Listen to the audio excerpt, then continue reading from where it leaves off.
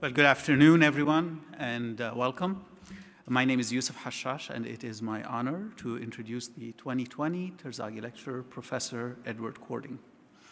Professor Cording received his undergraduate degree in geology from Wheaton College in 1960. He received then his M.ASCE and PhD from the University of Illinois in 1963 and 1967, where he was mentored by Professors Ralph Peck and Don Deere and Dr. Stan Wilson. He joined the faculty at the University of Illinois in 1967 and retired in 2002. He has received numerous recognitions for his outstanding contributions to our profession. He was elected to the National Academy of Engineering in 1989.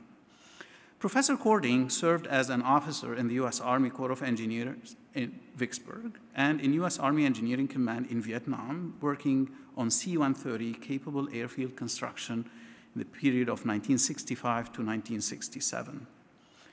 Professor Cording's career has encompassed rock and soil mechanics applications with focus on underground structures and response of the surrounding ground. His work in this area started on a 120-foot wide large cavern in Tuff at the Nevada test site with Don Deere, where he pioneered the use of extensometers. He coupled field observations with finite element modeling to understand stress redistribution during construction. Combining full-scale field observations with numerical modeling for development of semi-empirical procedures remained a constant theme throughout Professor Cording's career over the following several decades. Professor Cording and his students were extensively involved with the Phase 1 development of the Washington, D.C. Metro. They developed important lessons and understanding of ground response of large caverns in rock and braced excavations for the metro stations, as well as performance of shield tunnels.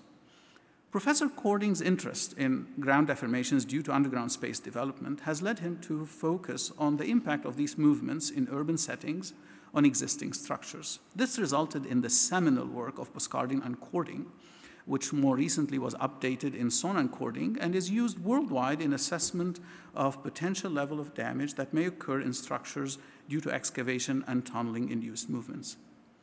Throughout his career, Professor Cording was extensively engaged and continues to be in industry. Many of his former PhD students are in leading positions in the underground construction industry. He has served as technical advisor, member of review panels, and dispute review boards, amongst other roles, on many underground projects, tunnels, and excavations, as well as projects related to landslides, dams, and storage caverns across the U.S. and at numerous international locales. While Professor Cording retired from Illinois in 2002, he remains at the forefront of tunneling technology and is fully engaged in engineering practice in addition to research and lecturing. On a personal level, I have known Professor Cording for over 25 years and collaborated with him on a number of projects. Post-retirement, he was instrumental in assisting us at Illinois to continue to teach tunneling, and he often meets our students on field trips to tunneling projects. He has been a wonderful mentor. I have witnessed firsthand his passion for our profession, younger colleagues and students, and is always willing to generously share his knowledge and expertise. Just ask him a question, and you'll find out. Professor Cording, I not only speak, I think, on my own behalf, but also on behalf of many of people you've interacted with over the years. Thank you for being a wonderful colleague, mentor, and a friend, and for your outstanding contributions to our profession. We're looking forward today to your lecture. Please join me in welcoming Professor Cording to the podium.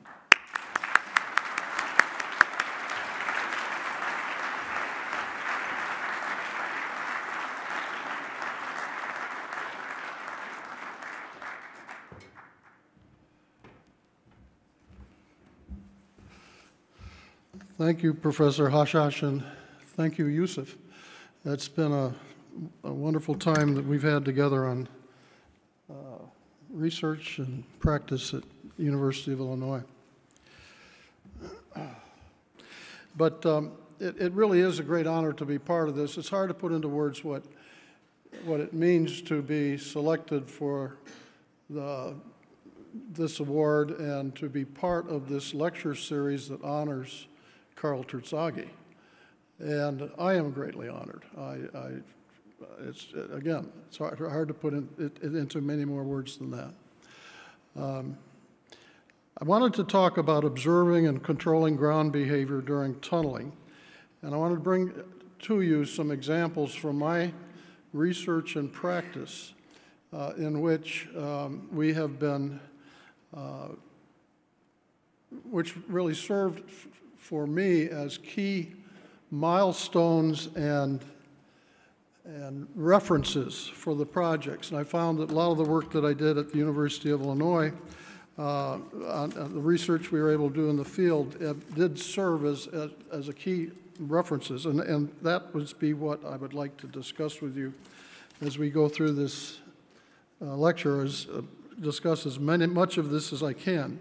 In 1818, Marc Isambard Brunel set his objective in a patent application for a tunnel boring machine was to open the ground in such a manner that no more earth shall be displaced than is to be filled by the shell or body of the tunnel. That was 200 years ago, and that has been an objective often not and usually not achieved, even by Brunel, of course, but also by his tunnel engineers, the people that ran tunnel shields over the years.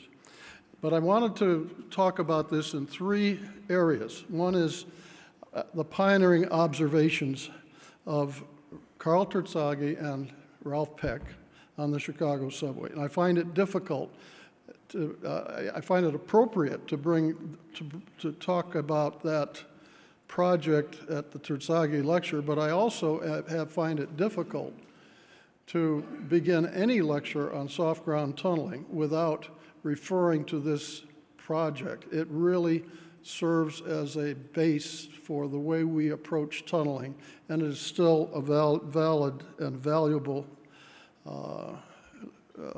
project to investigate and to take into account the lessons learned. Observations at the source with open-face shields, difficulties in controlling ground over many years, and finally the observation and control they have with pressurized TBMs. We really have we have really observing, and over the years we have seen basically it would be really basically a real change and a renaissance, reformation in what we are able to accomplish with pressurized tunnel boring machines. We are able now to tunnel deep below waterways and at shallow depth under urban areas without damaging settlement. And it really has been a true revolution. And that will be the topic of much of the discussion here, in that this was occurring, for example, on the Alaskan Way Tunnel. We'll close with some remarks on that project that was just completed. Pioneering observations on the Chicago subway on the liner plate tunnels was to evaluate the sequential excavation of the tunnels, and as they excavated by hand in that soft Chicago clay, using compressed air pressures less than 15 psi, and Terzaghi wanted to really relate what was happening in the tunnel to the surface settlements. The settlements that were occurring were on the order of 4 inches, and they looked at that and decided to run what they called squeeze tests, where they measured the lateral strains into the tunnel and observed and correlated that with the volume of surface settlements that were taking place in the street above. They recommended some changes, which was to change from the use of this the excavation process in which the arch was being undermined in sequence and causing additional settlement, to the use of what they called monkey drifts, which are excavated ahead of the face to install a wall plate or an I-beam to support the arch. And that reduced the settlement there from 4 inches to about 2 inches, and was the topic of one of the papers by Terzaghi in 1942. And one thing that I did observe was that in looking at the work in the Chicago subway, I found the original carbon copies and blueprints that Terzaghi had been prepared for Terzaghi by Ralph Peck and his team, of soil mechanics team in Chicago. And they basically, this one case that Peck had where he observed the clay squeeze on the face, arch, and walls of the tunnel on the order of 1 inch of settlement. And it was occurring because they were going now deeper from 25 feet down to 50 feet to get under the Chicago River. And he observed that the lining was being backfilled 18 feet behind the front of the tunnel, which meant that the only thing supporting the tunnel was the compressed air pressure. The volume of ground loss that he saw was related to the surface settlement, but the settlements were on the order there of about 5 inches.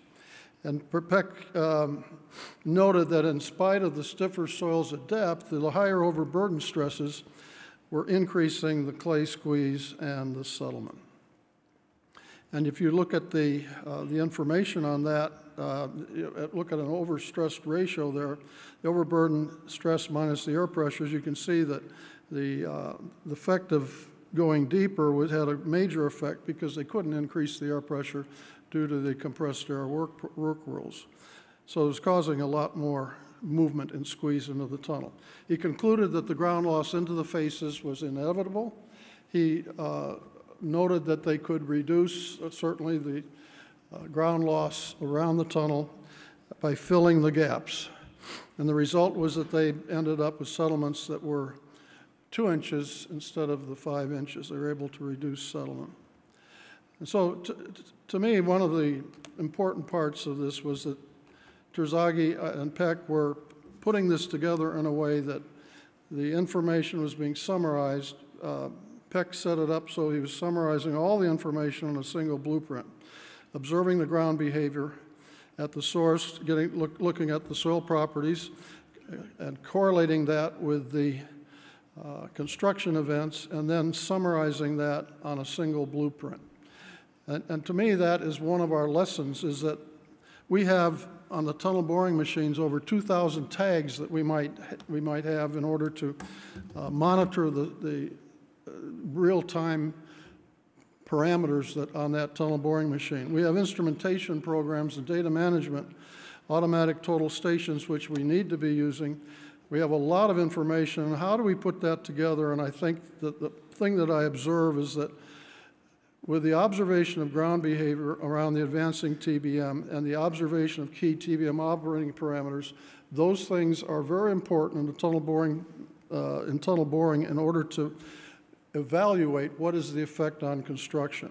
We need to bring that together, summarizing it on a single blueprint or whatever electronic equivalent we have. One of the other lessons in Chicago was supporting the face and filling the gaps. And this is what we see with open face shields. The face was not always supported, and sometimes we had very large losses of ground. Often the case that we had to deal with for many, many years. The other item was the overcut gap. It was not filled around the shield, excavate a larger perimeter than the shield body in order to reduce friction and allow the boring machine to be advanced and make turns through the alignment. The use of the pressurized tunnel boring machines has really changed the way we tunnel, and that is the revolution that I want to be talking to you about. The observations at the source on the open face shields, we had some work in Washington, D.C. Bill Hansmore working with me and a lot of other University of Illinois graduates, students, and we were looking at the tunneling through Lafayette Square. The surface settlement was very large. We had boral extensometers and inclinometers, a 3D picture of the ground movements. And the information we had from the inclinometers right ahead of the face was that we were getting displacements towards the face that were only 6 millimeters. Now that's surprising to people that worked with open shields. They thought most of the ground movement was there. And what had happened was that the deep anchor settlement was taking place over the shield and was as high as 330 millimeters, over a foot as we measured it. And the measurements in the tunnel showed that it was the ground movements were due to plowing, and the shield was advancing at an angle that was different than the grade, and that caused that large settlement. The second drive, they rebuilt that hood and reduced the settlements.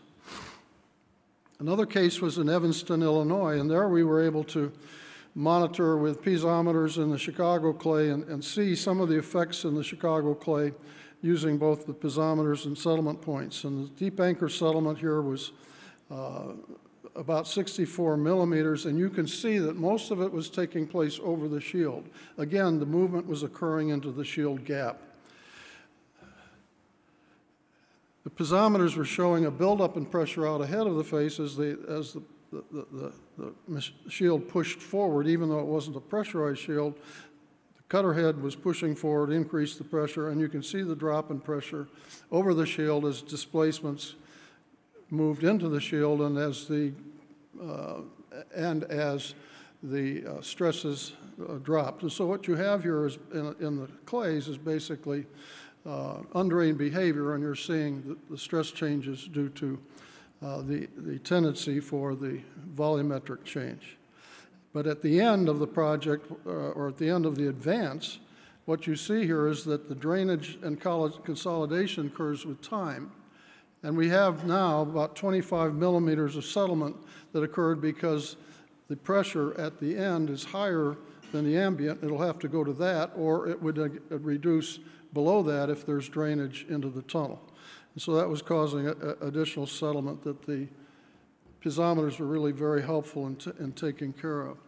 One of the things that I'd like to talk to you about is to go to the pressurized tunnels. In the last 20 years, we've been seeing essentially increasing control, decreasing ground loss, increasing diameter on the tunnels. And the projects that I use as references, I did not work directly on those two projects at the start, but they were really important in terms of how they recommended and used methods for pressurizing the face and filling the gap continuously throughout the tunneling that reduced ground movements. And there's several cases that we have and that I've been able to work on in the United States and in North America. Sound Transit, Toronto Transit, and LA Metro, 6-meter machines where we've been achieving these very small settlements.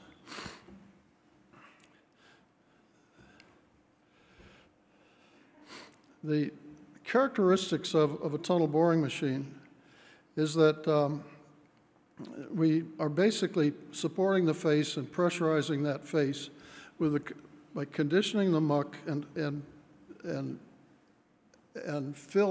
maintaining that chamber full of the muck, and then balancing that advance with the earth pressure balance screw to remove the muck and provide a back pressure.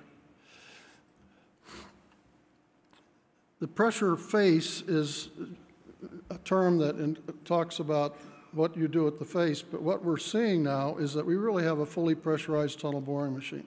The tail gap is being grouted, and that's very standard, and we don't see any ground loss when that lining comes out the back of the shield and that gap is there. It's being filled continuously, almost like slip forming, as the TBM advances. And then we have the filling of the overcut, and that's something that has not been focused on as much, and it's kind of the question as to how much ground loss is going to occur with these types of tunnel boring machines. Well, if you fill that gap, you get in a situation where you prevent ground loss. There's nowhere for the movements to soil to move into the tunnel and we're doing that in two ways. One is that the muck can flow from the front of the tunnel and the cutter head over the shield, but the more positive way is to pump a slurry, a bentonite, maybe perhaps a polymer slurry into that overcut. So what we have now is a pressurized TBM. We call it sometimes a fully pressurized envelope that eliminates ground loss. This is a case in, on Capitol Hill in Sound Transit in Seattle, where they were running a test to see how much control they would have, even though they had a very large overcut gap. Instead of on the order of 3/4 of an inch, it was 4 inches. And they were able to fill it with the muck from the face. But these were kind of the key things that we need to be monitoring. The face pressures is a very standard thing in the tunnel boring. And there's 6 gauges typically on the back of the chamber in a tunnel boring machine that we call face pressure gauges that measure the pressures on the face. And then the other thing that we added here was borehole extensometers and the combination of extensometers and piezometers. It was something that the contractor, Mike DePonio with JCM joint venture, proposed doing, and we've been using that subsequently. Pressure sensors on the shield body to see what was happening in that overcut and sampling to see if we really did have the muck filling and preventing the soil from moving in. So we found the shield body pressures were balanced with the upper face pressures. There's a communication there between the face and the shield, and there was no settlement. Now we go to Toronto in 2012, and they were planning to do compensation grouting. That they were not installed. It was not installed. They had 100 grout pipes that were planned but not installed. They conducted a test section and observed that we had consistent control, as shown on the upper right hand of that figure, consistent control of the face pressures and consistent filling of the gaps, and the settlement that they had as they advanced through the test section under the building was 2 millimeters. And the allowable for the compensation grouting was 10 millimeters. So just almost an order of magnitude less settlement than was predicted or allowed to prevent damage to the building. We have another case where we had a horizontal inclinometer, and this was instead of the extensometers, we've been putting horizontal inclinometers in to monitor, particularly as you come out of the shaft or going under areas where you cannot get access, to be able to monitor the effect of the tunneling. And you put this inclinometer within the area that's been the easement that the tunnel has, about 5 feet above the tunnel, and just monitor that continuously throughout the project. And you can see there, the settlements that are occurring there are almost negligible. They start out with 10 millimeters. As they increase pressure, they were able to drop the settlements down to much lower values. And so that's another tool that is a valuable tool as we look at the behavior and try to evaluate the effect of ground movements on tunneling. The coordination between the observations and the TBM tunneling is a real key part of the project, and that's what we had here on the Alaskan Way Viaduct Replacement Tunnel. As they started tunneling, they were 2 or 3 years after they had actually started tunneling, because there was a 2-year delay to replace a main bearing, and that required putting down a deep shaft, relatively deep shaft, and taking the main bearing out and replacing it. But as they proceeded forward into what we call those test sections 1 and 2, they were beyond that. And on April of 2016, they were starting to go beneath the viaduct. And 11 months and I think about 5 days later, they were able to hold through at the other end. Very steady progress.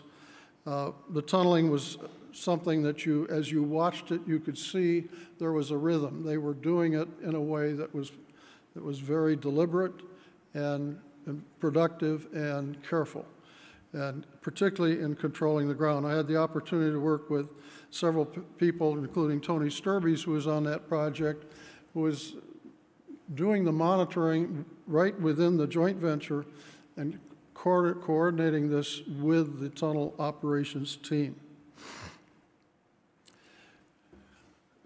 Alaskan Way Viaduct is interesting because the groundwater levels are constant over the entire length of the tunnel, almost at tide level. And the reason for that is we have the sand layer, a continuous outwash, proglacial outwash sand that extends over almost the entire length of the tunnel. And that's the good news is that groundwater levels are low. The difficulty and the bad news is that you have to control the ground with that very permeable formation throughout the project. Dense tills, glacially overridden lacustrine soils, an interesting combination.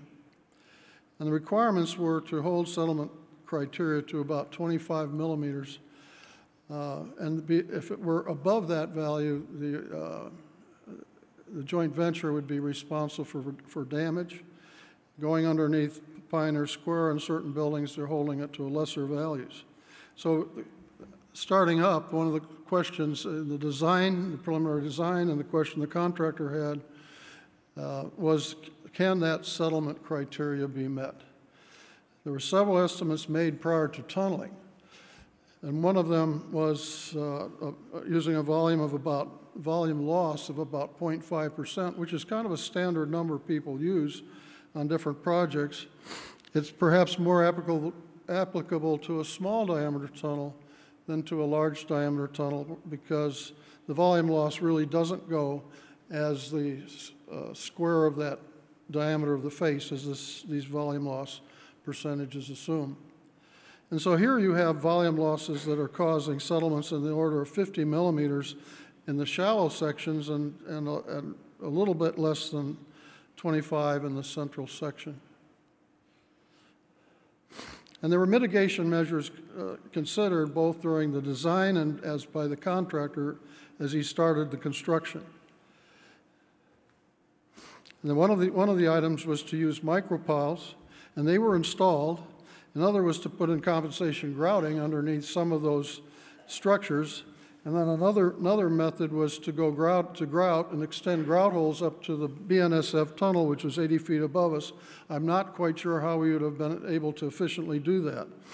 But the test sections were showing us that we were getting small movements, and the situation was that we really were able to tunnel without having to do the modification measures, or ground improvement measures that had been proposed. So the actual surface, this is the actual surface settlement over the entire tunnel. We were in the range of less than 1 millimeter. I couldn't pick it up with even our total station measurements at the north and south ends and when we were at shallow depth. And when we were deeper, I could pick up more settlement. We were in the order of 2 to 2.5 millimeters as we got deeper. Pretty much the opposite of what you would obtain if you tried to look at volume loss. Why was it so consistently small? Well, here's some of the things that were being done by the joint venture in order to control the ground. This is a 17.5 meter tunnel boring machine. They can actually get access in to change cutter heads and to change the rippers in the cutter head through these spokes. And that helped eliminate or reduce the number of interventions they had under compressed air to get out to the front. There's a chamber there is pressurized with conditioned muck.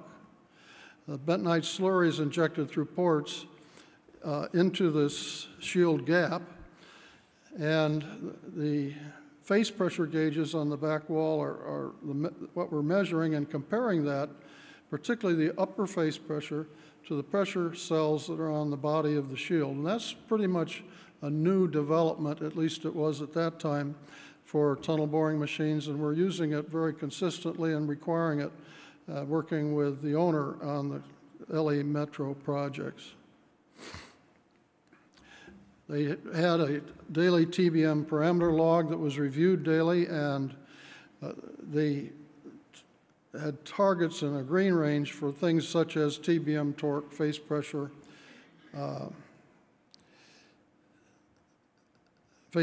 shield gap, shield grout pressures, muck conditioning. Those things were reviewed daily against the targets for every single shove of that tunnel boring machine. The combination borehole extensometers and piezometers were very closely spaced. They're spaced on 16-meter centers over the entire alignment at an average. And they provide us with a tremendous amount of information we would not have otherwise been able to have. We did combine the extensometers with piezometers, and it gave us a view of the ground that you could not get because you're in a machine that is, you do not have access or vision of the face until the muck comes through it comes through the screw and onto the belt where you can see it coming off behind the shield. Every time the tunnel boring machine went forward 2 meters, we were able to monitor. We had a team that was monitoring the information and putting it together so they would email that and provide that to the operations and the rest of the team. That was a very important part of the project. And then we had that daily construction monitoring task force meeting between the Washington DOT and the TBM team, geotechnical team. Well, starting out, we start out from Safe Haven 3, go under the viaduct, which has now been removed, found there were no adverse effects, no settlement. In fact, we had a slight heave because we were pressurizing very near the overburden pressure, and that curved plate that is part of that shield is over a significant length, and it can lift and displace the ground. We went on up to one of the structures that was in Pioneer Square, a late 1800 structure. One had been planned to be compensation grouted. Compensation grouting was not installed. And here's the settlements that we had at this borehole extensometer piezometer. The anchors that are located 1.5 meters above the top, and we're about 29 meters deep at this location, 1.5 meters above the tunnel, we were picking up a displacement of 1 millimeter. We couldn't pick up the surface displacement, but I think it was probably on the order of 1 millimeter. So perhaps we had a total of 2 millimeters at that location. A slight reduction in the negative settlement, or an increase in settlement over the tunnel boring machine between the face and the tail of the machine. And the other thing that we see is the piezometers are showing that drop. Not because we have a gap there, but just because we have a stress change. The stress change is due to the difference between overburden pressure and the upper face pressure, about 2 bars difference, and that was what was controlling the settlements. We continued on up the hill at First Avenue, and we're now down approaching 60 meters in depth. And this is what we see the extensometer 74. At that location, what we are seeing is that the surface settlement is getting to be a couple of millimeters. The total settlement of the anchor above us is no longer a millimeter or 2, it's 11 millimeters. And the difference is because we have such low groundwater pressures to balance, we're balancing at about 4 bars groundwater pressure. And we have an overburden that's on the order of 12 bars, or 1,200 kilopascals, and that is giving us 8 bars differential. So we have a much larger driving force. It's still a very small movement. Increasing sand in the crown, we were able to see the effect of the sand, and that's a very different pattern. We're not in an undrained condition and looking at the behavior of the piezometer, which is acting more like a stress cell. What we're seeing is the changes in the dynamic groundwater pressures as the tunnel was being advanced. And what you see there is settlements about the same magnitude. We're in the same section. Settlements are of the same order of magnitude as we were getting at that depth in the clay. And that was good news, because that means that we are supporting that overcut and not letting the ground come in, even in the sands. And we start out with a differential pressure of 1.5 bars between the groundwater pressure measured by the piezometer that's 5 feet above the tunnel, 1.5 meters above the tunnel. And that it built as the tunnel approached, and at the face, it was 6/10 of a bar differential. And finally, after the tunnel went forward and over a weekend, the shield pressure remained constant because they were continuing to inject the slurry into the face and into the overcut. So they held the shield pressure and the face pressure. Very important part of the project. They kept it above the groundwater pressures, and the groundwater pressures dropped off as a cake would tend to form around the perimeter of the face as well as around the perimeter of the shield. So that's really the model, and this is something that people have not looked at much. We look at a model of the face. We use Terzaghi's trapdoor type experiments or analysis to evaluate what sort of pressure would you have on the face of the tunnel that we have to add in addition to the groundwater pressure, the effective stress to the effective effective soil stresses. Well, here's we have a situation where we're trying to support above 60-foot, 17.5 meter wide tunnel that's about 20 meters long. We're trying to hold the ground up above that. And so what we're doing in that situation is we're able to basically balance the pressures on the shield with the piezometric pressure 5 feet or 1.5 meters above, and that requires about 0.15 bars hydrostatically and another 0.15 to balance the effective stress. And that means that our minimum differential would need to be 6/10 of a bar, or rather that's what we achieved was 6/10 of a bar, and 3/10 of a bar was what was required. So the situation was that we met that requirement. We were balancing conditions. We're holding the ground, partly I think because we were also using polymers to fill that gap, and then we were seeing that increase in pressure as that cake formed, increase in the differential as the shield pressure dropped, remained constant, and the piezometric pressure dropped.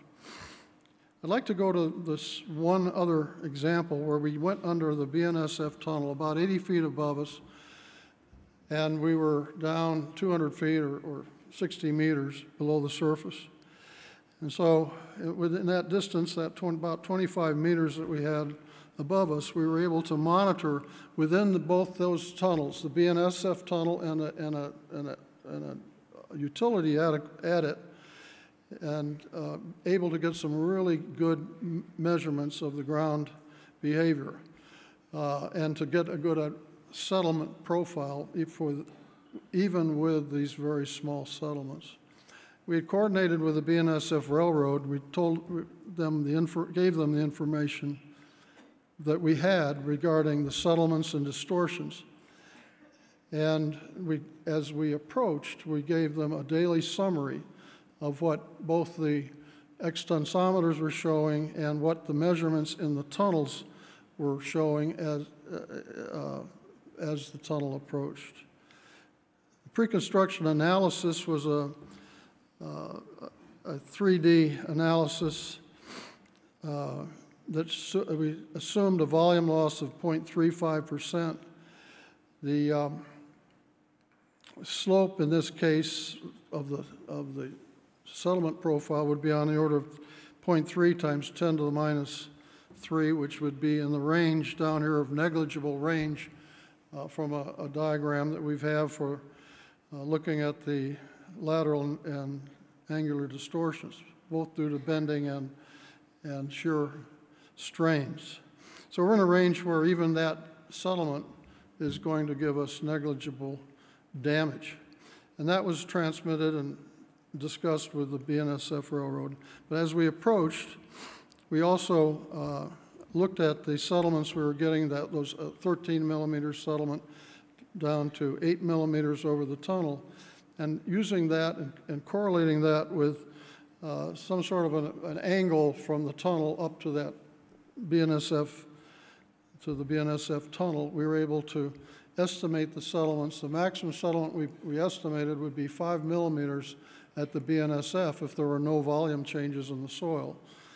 And that is pretty much what we achieved. As we went forward, the settlement profile's on the right because the tunnel went at an angle. Settlements were occurring on the right side and beginning to balance over the center of the tunnel. As we reached the distance beyond the tunnel, we had about 5 millimeters of settlement. And it was in a zone that was at this 39 or 40 degree angle, one that had been a value that fit that type of ground condition. So the automatic total station there was extremely helpful and gave us very precise information for very small measurements. And the edit was with a tilt beam, a horizontal inclinometer type instrument, in which we were able to get almost the same measurements. It was located just a few feet lower than the BNSF tunnel. And this information really, I think, is very useful for us to evaluate analyses, to be able to look at this and evaluate the analyses. You can see what the actual value was with respect to the FLAC 3D analysis of 15 millimeters. And the width of the settlement profile was wider also for the FLAC 3D, even though we had been using they had been using some hardening models in that analysis. And this is the information we have from a post-construction analysis. We've had a lot of work that was done by Xiaoxi Liu, Batology, and Professor Hashash at the university here, correlating some of the data that we had.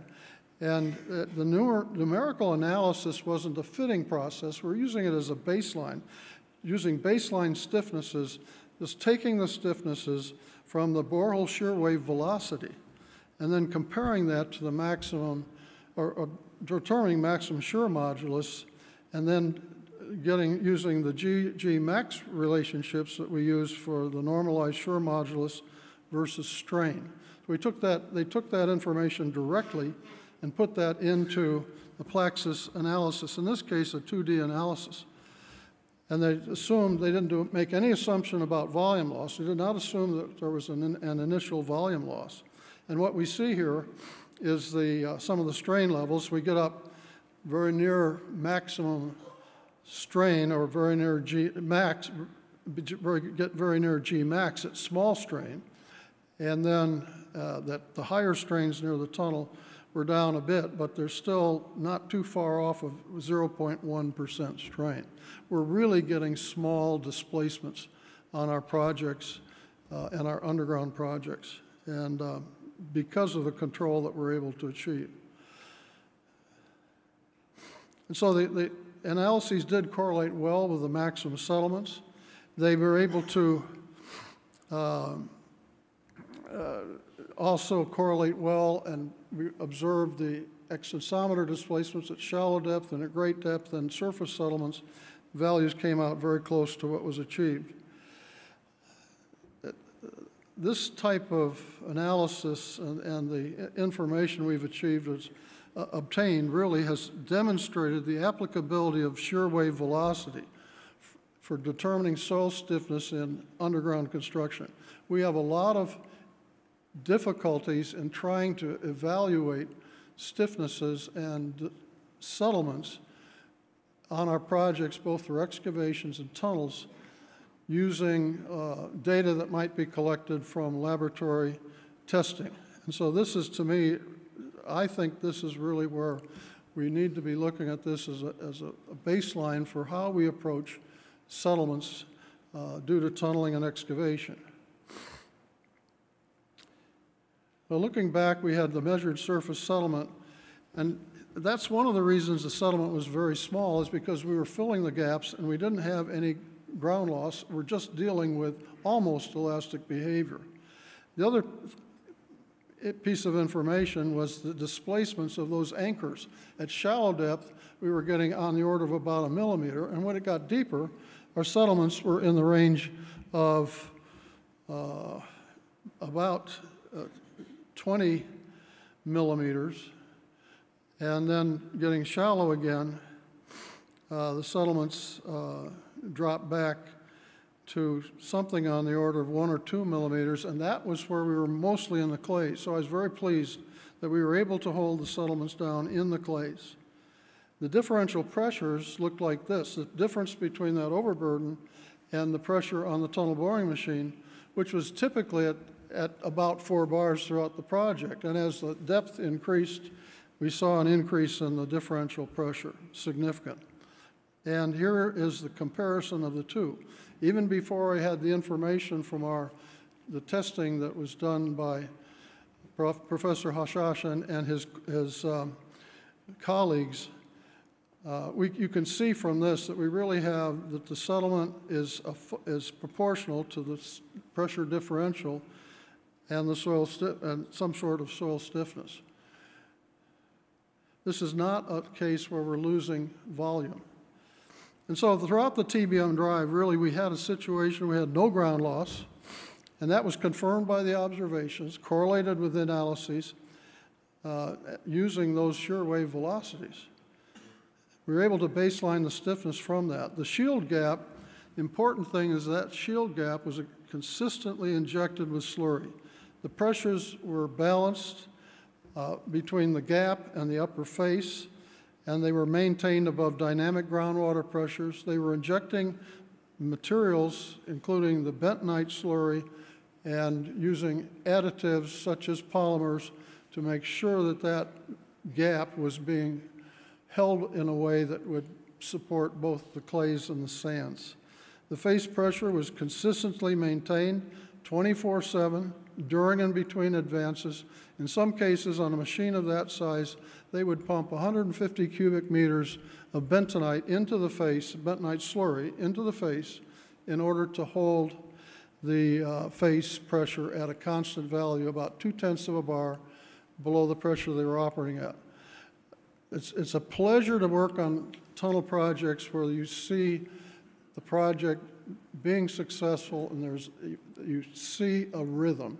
And there was a rhythm on this project. It was really a pleasure to be part of that and to see the way that team did the work that made it successful. And I think the two things I see is really experienced and careful work by the tunnel team, and then a coordinated effort by the geotech team that was correlating not just looking at the instrumentation of the ground and the ground behavior, but they were correlating that with the TBM operation. And that's something that is, I think, a major part of our projects that is, in some cases, is lacking. And we need to be putting that together the way we organize our projects in such a way that this will happen. We demonstrated that ability to tunnel with large diameters and at shallow depth in both sand and clay without ground loss or damaging settlement. It does require consistent control of the tunnel boring machine, and business is not as usual. You have to have a program of careful observation, correlation of the behavior with the TBM parameters during that advance.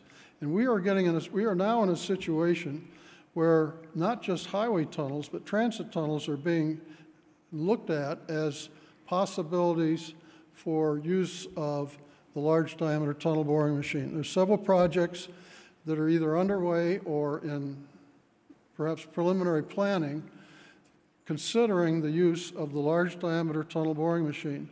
The volume of that large diameter tunnel boring machine is on the order of 5 times the volume of the twin tunnels. And so it's a major decision to go with such a large diameter tunnel. But instead of the cut and cover excavation in urban areas on the street, we can tunnel there without any disturbance of the surface in the street, and then just have access from the side, from some sort of space we obtain to put the access shaft down. Both on the case on the right, both the mezzanine and the tunnel platform is included in that tunnel. And when we are working in situations where there are very closely spaced stations, and that was what happened in Barcelona. Stations were on the order of a kilometer apart. That meant that it became much more practical to go with that large diameter tunnel with respect to the cost, in comparison to the cost of trying to do cut and cover excavation. So it really was a coordinated effort between the owner contractor, and that's really what is needed on our projects. You see both in the pre-design to look at conditions related to the construction by the owner, and during the project by the CM working closely with the contractor who's responsible for the means and methods and responsible for achieving those objectives. And it really requires coordination between geotechnical observers and TBM operators.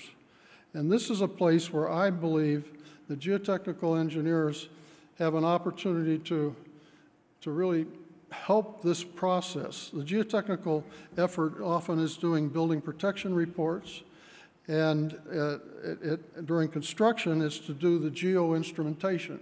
We have some excellent groups, and you've been seeing some of the instrumentation information that's available there just in the room behind us. And so we really can do this properly. But the other part of it, and the thing that I see, is that if we're looking at a building protection report prior to the job, we need to have a look at not just some sort of estimated ground loss, but we need to be looking at what is the TBM settlement criteria that will be required, what will be done to make sure that the contractor is qualified, that the specifications are there to outline the requirements to get that ground control. And so in looking at the mitigation process, the first thing to do, to me, is the first thing to look at here is not looking at repairing a building or doing different ground improvement measures, but it's to basically evaluate what is that criteria and can we achieve it, and that becomes part of our estimate of the ground loss. And that's a place where there's a great need for coordination between the TBM and the geotechnical, the TBM planning and the geotechnical, even prior to construction. And during construction, we have that TBM team looking at key TBM operating parameters, and what is it that is needed to ensure that the control of the TBM is coordinated with that geo-instrumentation. And I would submit to you that it's the geoengineers, the geotechnical engineers, and some of the people in this audience that will be looking at this as they start their careers. We need to be bridging that gap. We have unique characteristics of geotechnical engineering, and it's basically a situation where I believe that we can add a tremendous amount of value to projects by this coordination between the geotechnical and requirements for the tunnel boring machine. It's what Terzaghi and Peck did back 80 years ago. But they were looking at the ground and they were looking at the construction and observing it visually, and here we have to be able to look at some very complex construction conditions. And so I believe that we have achieved and not so much we have achieved it, we are achieving it with proper work. We are achieving what Mark Isambard Brunel said about no more earth being displaced than can fill the shelter body of the tunnel. And it has been, we have had a revolution, and there is more to be done. And I wanted to just show you that one slide. You see those little green objects down there? There's two of them there, and those are people. Well, another one walked on when I tried to take the picture. But working with a machine of this size was a real opportunity and privilege, and we were able to demonstrate things that I think are very important for the industry. But this also applies to when we're dealing with small diameter machines, well, like 6 meter diameter machines, the standard machines. We have the capabilities to control the ground, and that's really what where the industry is going. So I thank you for your participation in this lecture by listening, and I appreciated the opportunity to be with you all. Thank you very much.